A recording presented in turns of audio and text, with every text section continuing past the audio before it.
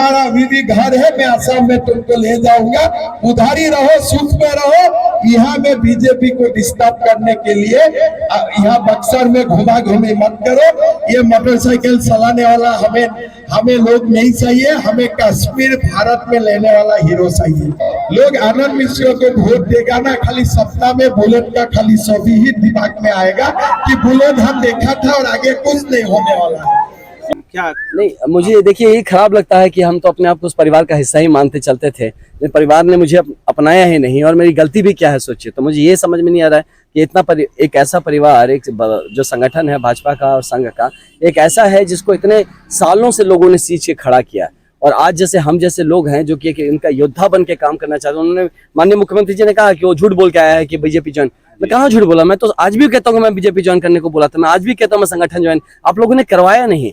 इतने बड़े वो अब तो राष्ट्रीय लेवल पे हो गए माननीय मुख्यमंत्री जी, उनका इतना भी नहीं चला कि वो मुझे पार्टी ज्वाइन करवा सके, आप सोचिए। तो मैं तो सोचता था कि उनकी बात चलती है, लेकिन फिर देखा कि ना, ये तो नहीं हुआ। ये तो मतलब बातें हवा कुछ है, जमीन पे कुछ है, आप मुझे पार्टी नहीं ज्वाइन करा सकते, आप सोचिए। तो फिर क्या टिकट की बात तो हम अलग ही बात है, उसकी बात ही छोड़ दीजिए। तो मैं बिल्कुल झूठ नहीं बोल के आया। मैं लास्ट दिन तक जब टिकट नहीं मिला उसके बाद भी मैं कहता रहा, पूछता रहा मुझे क्या करना है। हफ्ते 10 दिन मुझे किसी ने पत्ता ही नहीं दिया।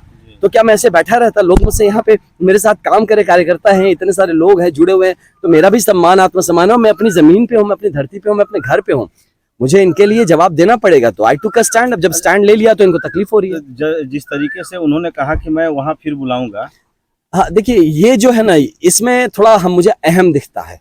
अब सोचिए आप ना, हम पब्लिक सर्वेंट है।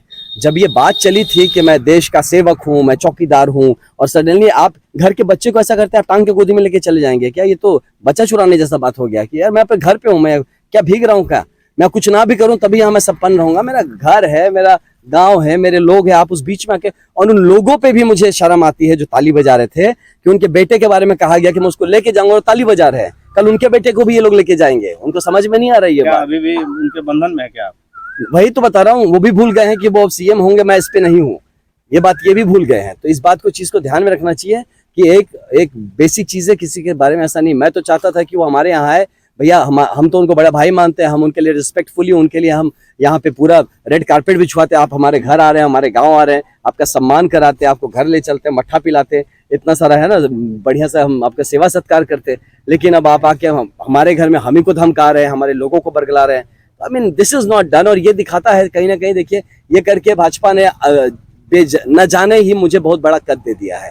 अब एक ऐसा कर दिया है कि अब स्टेट क्या, मुझे नेशनल लीडरशिप पे एक संज्ञान लेने के लिए भाजपा डर गई है। इसका मतलब डर नहीं गई है। मुझे लगता है कि कुछ लोग जो मिसफीड कर रहे हैं, इनको अपना संगठन को रीऑर्गेनाइज करना बहुत जरूरी है। मैं बता रहा हूँ, मैं दर दर घूमा हूँ वहां दिल्ली में भी, मुझे इतने जगह पे, मुझे इवन उनके पीए पियोन्स तक थे जो कि दर दर घुमाए मेरे को कि आप मिलने के लिए मैं जाऊँ, वो मिलने ना दे, बात करना चाहूँ बात करने ना दे। एक भाई साहब, मैं तो पहुंचा, एक मतलब नाम नहीं बताऊं उनके यहाँ पे, तो उनके बंगले पे बुलाया गया मुझे। तो मुझे लगा चलो मिलेंगे। पहुंचा तो बोलता है मिलके मुझे कि मुझसे मिले उनसे मिले एक ही बात है। और उनको पता भी नहीं होगा कि उनके नीचे वाले लोग ऐसी बातें करके लोग को, और वो भी एक ऐसे प्रोफाइल के आदमी को, मैं तो इतना तो रिस्पेक्ट करना है कि आईपीएस छोड़ के आया है बंदा, तो he is just not like anything ना। तो आप इतना रिस्पेक्ट करिए कि पढ़ा लिखा आदमी, समझदार है, आप उसको यूज कर सकते हैं। मैं तो डे 1 से बोला था मुझे संगठन में काम करने का मौका दीजिए। आप मैं तो टिकट के लिए पहले बोला ही नहीं था, मैं बोला संगठन के लिए दीजिए। आपने मजबूर कर दिया मुझे यहाँ पे इलेक्शन में लड़ने के लिए। मैं जरूर, ये हुआ था बाद में, तो मैं जरूर बोला था, इस बात को मेंशन किया था कि हाँ मुझे टिकट देते हैं तो मुझे अच्छा लगेगा और मैं काम करना चाहूंगा। नहीं भी देते तो संगठन में काम, ना टिकट देते ना संगठन में काम, तो क्या मैं आपका बेगारी करने बैठा हूँ? मैं वेट करता रहूंगा? कब तक वेट करता हूँ? धैर्य चाहिए। किस बात का धैर्य चाहिए? आपने मुझे क्या एक बार बात भी नहीं किया? धैर्य किसके लिए धैर्य करूँ ये तो पता हो। मुझे पता तो मेरे मित्र मुझे चिढ़ाने लगे कि तेरा एक तरफा प्यार, ये क्या है तेरा एक तरफा प्यार भाई, तू इतना गुनगाए जाता है, ये तो तेरे को बात ही नहीं करता, कोई मिलता ही नहीं है, कुछ नहीं। और मैं हूँ कि हर जगह से मिलने की कोशिश। तो अपने इस गिरबान में झांक के देखना चाहिए लोगों को कि किसी को झूठा बोल देना बहुत बड़ी बात होती है। मैं एक सच्चाई के दम पे चलने वाला आदमी हूँ। मुझे झूठा मेरे घर पे बोल के जाते हैं, ये बहुत गलत बात है। पूरी दुनिया पता है कौन झूठा है कौन बेझूठा है। अच्छा, जिस तरीके से क्रमांक बदला गया, उसके बाद में लगातार एक प्रत्याशी उसके बारे में क्या? नहीं, ये प्रत्याशी जो है देखिए, ये तो सबको पता है वो किसने उसको किया है। वो आप देख लीजिए, मिथिलेश जी के पीछे बैठा हुआ नजर आ रहा है, उनके सारे फोटोज में नजर आता है।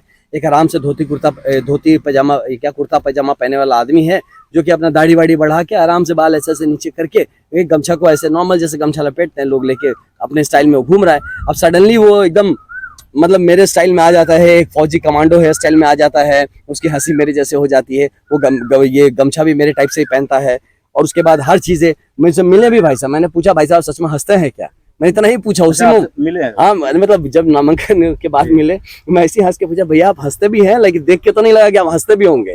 तो मैंने उनसे बड़े प्यार से ही पूछा, तो नाराज हो गए ऐसा करके देख रहे, मैं कहा अच्छा चलिए कोई बात नहीं। तो आप सोचिए, मतलब ये सब चीजें अगर है तो बताया जा रहा था कि नाम में कोई अंतर है। यस, उनका नाम आप उनके पैन के रिकॉर्ड से चेक करिए। हाँ, उनके पैन के रिकॉर्ड से मुझे क्रेडिबल सोर्स इन्फॉर्मेशन मिला है कि वो उनका नाम, भाई साहब का नाम है आनंद कुमार मिश्रा, उनका ऑफिशियल नेम है आनंद कुमार मिश्रा। तो उन्होंने अपना कुमार ड्रॉप करके गलत रॉन्ग एफिडेविट फाइल किया है, जिसमें कि अपना नाम आनंद मिश्रा दिखाया है, एक गलत फोटो लगाया, फोटो और आदमी खड़ा कर दिया, दूर दूर तक मैच नहीं करेगा।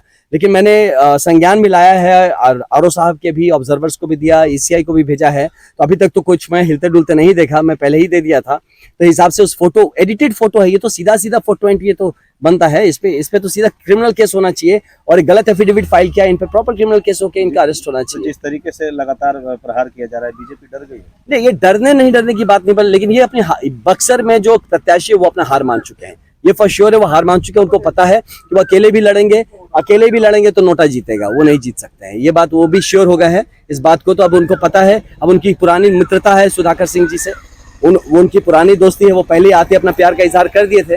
तो एजेंट की बात किया ना कि मुझे एजेंट बोलते हैं, लालू के एजेंट, मुझे लालू के एजेंट, मतलब आईपीएस छोड़ के कोई लालू का एजेंट और सुधाकर जी का एजेंट बनेगा, मतलब ये सोच की क्या बोला जाए ना, थोड़ा सा ढंग के लोग होते तो सोच लेते, कहते हैं कि मैं एजेंट। तो आप देखिए, जब मिथिलेश भैया आए तो वो आके ही बयान दिए, हम थोड़े बोले थे उनको बोलने को कि आप सुधाकर से मित्रता का बयान दीजिए, मित्रता का बयान देते हैं। फिर जब पता चलता है वो हार रहे हैं और मैं जीत रहा हूँ, तो फिर अब मुझे काटने पे लग गए, नया आनंद मिश्रा क्रिएट कर दिए, और हर वो कोशिश कर रहे हैं कि मैं कट जाऊं ताकि सुधाकर जीत जाए। तो एजेंट कौन है ये सोचिए, एजेंट उनको जिताने का काम कौन कर रहा है? मैं तो कभी नहीं सुधाकर जी को, मैं क्यों, उनका वो पार्टी ऐसा है जिसने कि हमारे यहाँ का जो पूरा जंगल राज है उसका पूरा श्रेय जाता है उनकी पार्टी को। जनता से अपील करें, तो मैं जनता से यही अपील करूंगा कि वक्त आ गया, खोल लीजिए दिमाग, नहीं तो लोग ऐसे ही आके कहेंगे आपको कि मतलब आप बेगारी हैं, कि आप हम उनके वोट बैंक है, आप जाएंगे कहाँ, आपको वोट देना पड़ेगा, और कहेंगे नहीं करोगे तो तुमको टांग के हम ले जाएंगे। अब ये सब करके अपना पॉलिटिक्स करेंगे। आप सोच लीजिए आप किसको सपोर्ट करें इतने दिन से।